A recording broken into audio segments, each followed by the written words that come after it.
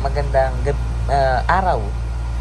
Sa mabibigyan nitong antena na to, this is 19.5 inches ang haba.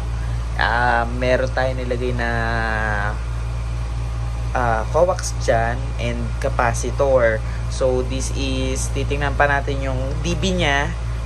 Yung mapibigyan, bibigay ko na lang sa kanya yung dB, pero ang dB nito is 5 to 10 lang. So lower lang naman ang dB kasi maikli. So hindi ko pa natatakpan yan dahil tinotono pa natin. So ngayon tutunuhin na natin. Pasensya SWR, baliktad. Pasensya po ha. Ngayon po ay testing po natin. 144, pipika po tayo. Ayan, 144. Yan. O, ayan. 144 po is 1.3. So, next. 145,000. 145. Tingnan natin sa 145. Ayan, 145. Flat 1. Ayun. Center frequency niya is flat 1. 1/4. Dahil center frequency natin to ng 145, so flat 1 ang 145 niya. 100. 145, 100. O, next. 146,000. 146. Yun ang 146 natin. 146, 1.6. Ayan, 1.6 146. Maganda ang SWR. So next natin 147.00. So 147. Wait lang, pipigain lang natin.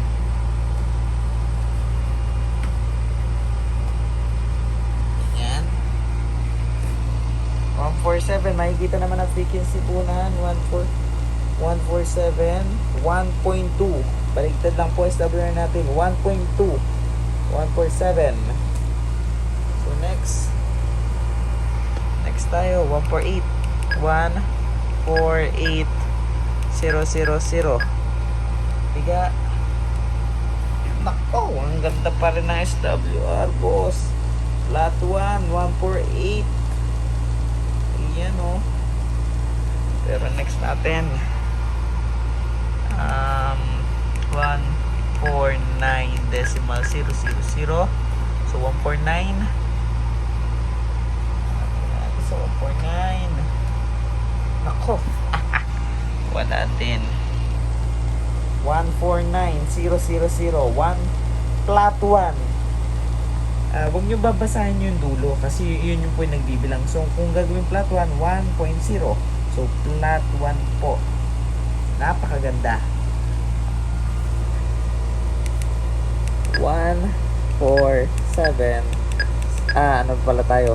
149.150,000. Kaya sa 150 kung tataas pa siya. Ako, wala din. 150. O ayan na, nakasulat na 150 MHz. Piniga ko 1 flat 1. Parang gusto kong antena to. Hindi ko na ibibigay yata. Kanino ba to? 150, 151,000. O pipiga tayo 151. Nako po, tiyang yan. Kanino ba antena yan? 151 flat 1. Hindi ko pa gumawa na. Akin yata yan Go ahead. Ayan mo. Flat 1. So next.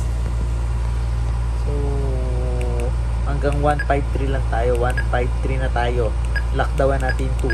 Ibig sabihin pag nilockdown natin ang 2 o 152, kasi nagsimula tayo sa 151, nilockdown natin ang 152, nag 1.3 tayo. So ang gitna nun is maganda po. So pag 1.3 ay maganda, hindi na natin titingnan ng 152. So kung pangit ang 153, tingnan natin ang 152. So tingnan natin, tipika tayo 153. Nako, Huwag ka nang umasa. 153 flat 1. So, ang ganda ng SWR mo. Sige, try natin. 155. Nako. 155. Kanino ba antena to? 155. Ayun na, 155 yan ha. O, baka hindi kayo naniniwala. 155001. 100 flat 1. Ay, hindi naniniwala eh. O, ako na nag-SWR sa sarili ko. Ito na video. O, paraan yung miwala. O, try natin sa 155. Hindi 160. 16000. O, ayan na. Tumaas SWR ha. O,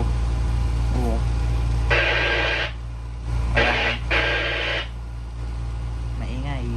Ayan o, 160. So, nag 1.6. Baka hanggang 150 lang yan. So, titingnan pa natin yung reading sa iba. O, susulat natin sa papel bago natin ibigay sa tropa. And itong video din.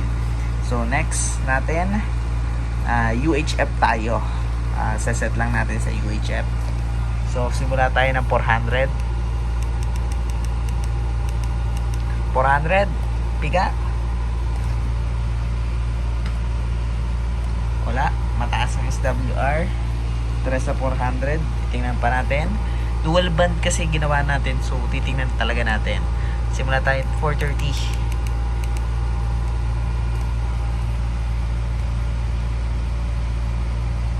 Wala. Mataas pa rin sa 430. Mataas pa rin. So, 440. 440. Ako, BHF lang yata ang magagawa natin, mga boss. So, mataas pa rin. Nagsisingko. 160 tayo. Ating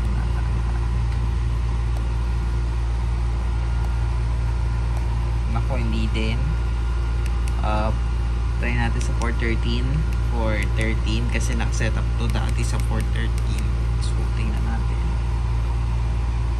Nako, hindi pa rin. So, so 350. 350.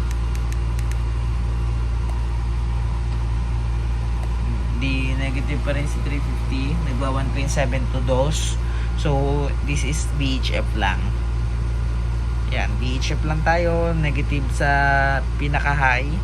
BHF lang. So, from 1, nakita nyo naman ang SWR. 145. Center frequency natin sa 145. Pipiga tayo. Ayan na. O, nagre-reading yan. O, yan, nailaw. Nagre-reading. O, ibig sabihin ng nagre-reading, nailaw yan. O, 1, flat 1. 1.06 flat 1. So 145 center. So yun, advice ko lang sa tropa na mabibigyan nito ay pasuyo po na hanggang 5 to 10 or 5 to 10 watts lang po ang pwedeng salpakan yan. Hindi po kakayanin ng kapasitor dito yung power to up ng 10, 5 to or 1 to 10 o 1 to 10 watts lang po ang pwedeng isalpak. About naman sa dB, lakas ng dB sa monoband, this is monoband lang po or BHF lang ang nagawa natin dahil nagfi-field sa ating SWR. So, ni-reading natin sa 400, 430 at 460. Nagfi-field, tumataas ang SWR 5, 2, 3. So, ibig sabihin, naka-monoband. Pero, if ever na nilagyan nyo ng coax yan, o mahabang coax, baka makahanap kayo ng center na mapaplatuan sa U. Ibig sabihin po yun, pwede po. Kaso, pwede po yun.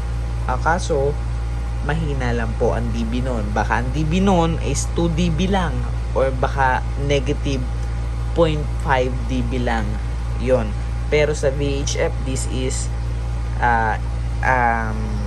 dB po nito ay 8.5 dB. Yun po, ina-advise ko lang po sa tropa na this is 8.5 dB. Ibig sabihin pang mobile antenna. Pwede natin itaas doon po. Mobile antenna ang tinatawag po natin yan, o 8.5 dB. Pero depende na din kung sa location, baka tumaas, baka 9 dB or 10 dB. Yun po. Basta na-testing natin, ang SWR is good, kakabit na lang. Lalagyan ko na ng glue yan para sa safety, at dito naman ay lalagyan natin aluminum. Then testing natin mamaya SWR ulit kung may nagbago sa nilagyan kong glue dito sa aluminum. Yun lang.